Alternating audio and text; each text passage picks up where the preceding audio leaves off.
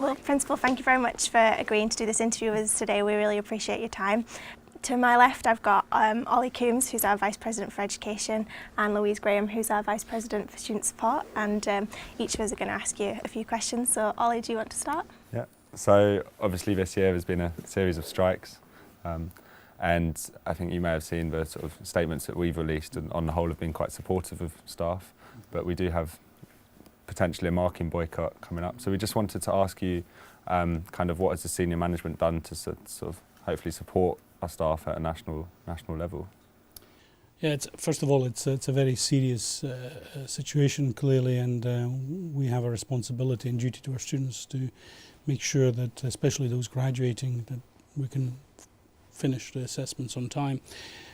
As you probably know, it's national bargaining that we have, and indeed both the unions and the university are committed to national bargaining, so we have a national framework with all employers bargaining through UCIA, which is the Employers Association.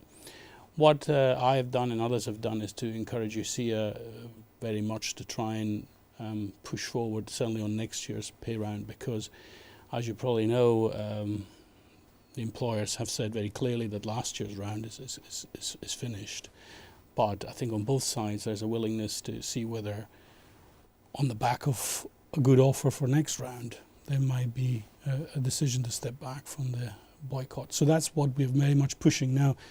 There are still discussions to happen ahead of the marking season, the examination and marking season. So we're still hopeful that it might be resolved, and what we're doing on our side is continuing to push UCIA for a realistic offer that might lead to hopefully resolution. Okay, great, thank you. Obviously we've got big developments coming up with the campus over the next few years, and I was wondering if you could talk about what you think the university's priorities should be with regards to the estate moving into the future. Well, I think it's without doubt we need to put quite a bit of priority on both teaching and learning space, and indeed social space in the new campus.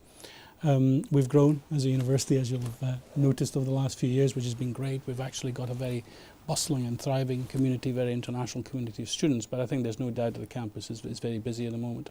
So from my point of view, certainly providing teaching space is going to be important, especially for large classes. There's a large pressure on medium to large size lecture theatres, but also the social space the students need on campus.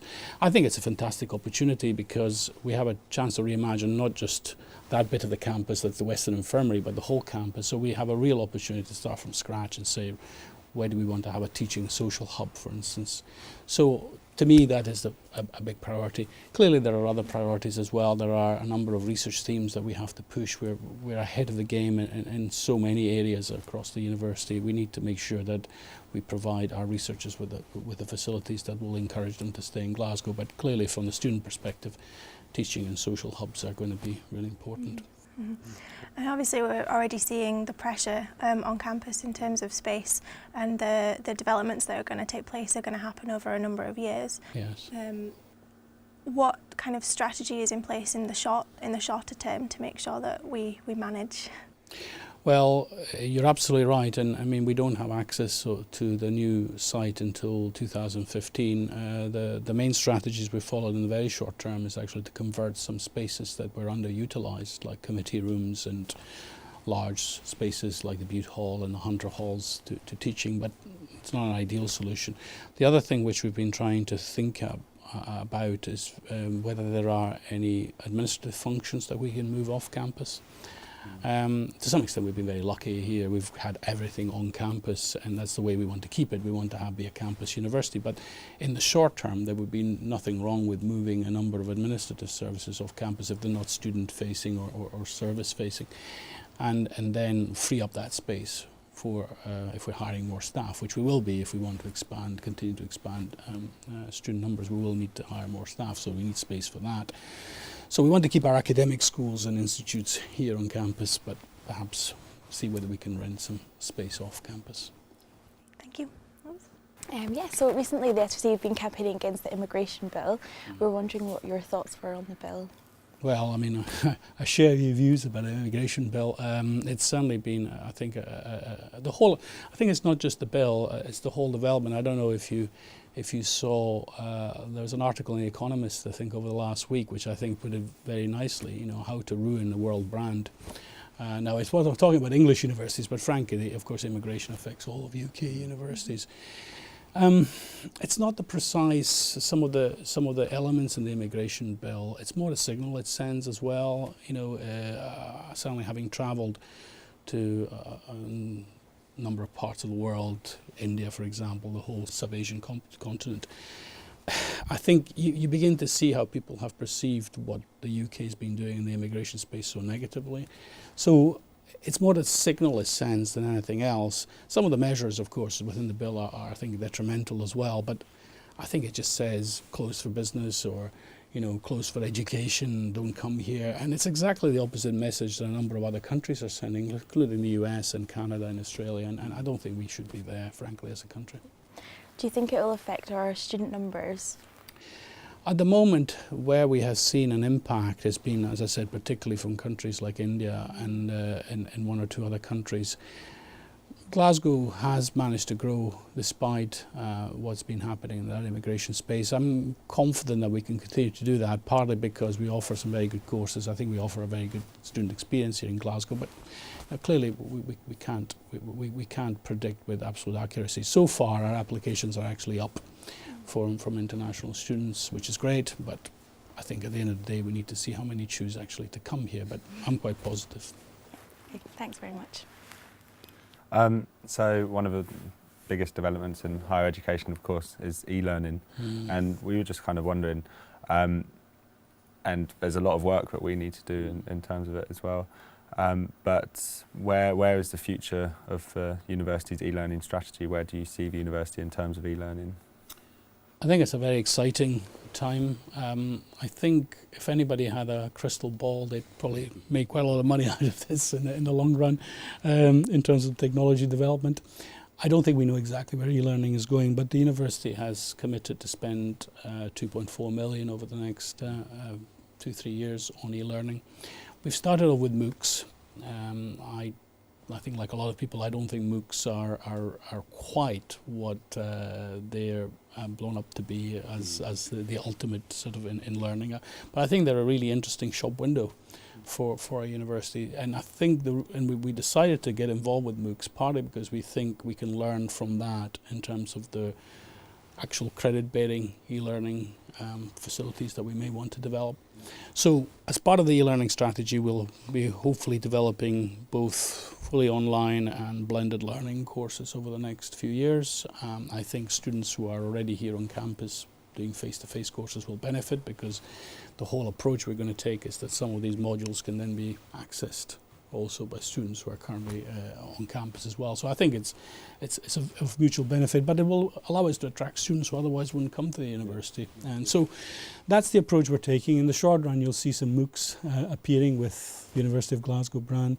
Over the next year or two, you'll actually begin to see some credit-bearing online courses, and we've just opened up a sort of internal I don't want to call it a competition because this isn't a competition. It's really we've written around to schools and institutes saying, what do you want to offer in this space? We're investing as a university, and we'll see what comes back from that.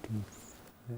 It's certainly interesting is the right word, and it offers significant challenges to ourselves in terms of how do we have a representation structure within students who are maybe learning in Mexico. Well, I mean, and presumably other universities have already faced that. Of course. And it'll be interesting to see what others have done in this space. Yes. Okay. Recently, we've had a number of appointments to senior management, and I believe all 4 this year have been white men. We're wondering what's being done to encourage other members of staff to apply for these jobs and progress up the ladder. Well, I think it's hugely important to look at diversity, not only at senior management, but throughout the institution. I mean, as you know, we've, in terms of gender representation, the whole gender space we've looked at. We've got institutional accreditation, bronze accreditation from Athena Swan. A number of schools have now either progressed to silver or are progressing to silver. and we're hoping to do more. The other thing which we've been looking at as part of senior management, and Anne Anderson is, as the gender champion, has been leading this, has been to try and raise ambition, especially amongst our senior female academics, in terms of applying for these positions. At the end of the day, we've got to appoint the best person for the job. As it happened in most of the appointments you refer to, actually we did have both male and female applicants, but I appreciate what you say. It's not a very diverse group at the moment, and it's something that we need to work on for the future. Do you think this has any effect on the student experience? That's an interesting question. I think ultimately it might, insofar as it's about the culture that we set as a university, and in the interactions that senior management have. But I'll say one more thing, which I think is important. I mean, although we have a senior management group, which is a small number of people, that's not the way I tend to run senior management meetings. I tend to have a lot of people involved who are heads of services or heads of schools, or are invited to come along. So actually, if you were to look at the senior management table on any particular meeting day, it looks rather more diverse than perhaps a senior management composition would suggest. So I think, absolutely, I think it does affect the student experience. I think it has to be reflective. What we have in terms of university structures, both in terms of academic and service staff, has to reflect the student community, and it's less diverse than the student community, I think, at the moment. Thanks very much. Just a final question then on, you may be aware that the SRC has recently been petitioning the university to divest from fossil fuel industry, and I was wondering whether you thought that the university should divest or not. Well, I'm gonna take the fifth at the beginning, because, as you know, there is a working group which has been set up, which has both student, staff, and external lay representatives on it to consider your representation, and it'll be interesting to see what comes back to court. So clearly, I don't want to preempt court's position on this. I think it clearly is an important issue.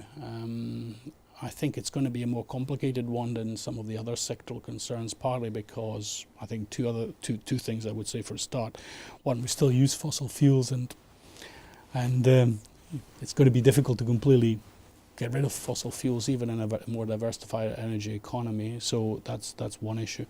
And the other issue, which I think is important to me, and will be important, I think, also to you as a court member and others, will be how can we do something in this space, whether it's fossil fuels or something else or some other area that we feel strongly about, whilst at the same time retaining the financial returns that are going to, because most of these endowments that we invest in are for scholarships, and so we don't want to clearly damage what we do for students in terms of scholarships returns. But it's a really interesting development. It'll be interesting to see what the working group brings to court. Yeah, and of course the university is doing a lot at the moment with regards to trying to reduce its carbon footprint with the CHP project that's ongoing as well, which is really good. Well, you're absolutely right, and I think that's one of the questions. You know, what can we do in a variety of spaces, not just the investment space, but also, I mean, I think CHP is going to be really important. You know, you're absolutely right. Anything you want to follow up? No, that's good. Okay, thanks very much for your time again. Thank you very much, and thanks Jessie, Ollie and Louise. It's been good to have this, and hopefully we can have some more of these dialogues in the future. Sounds good.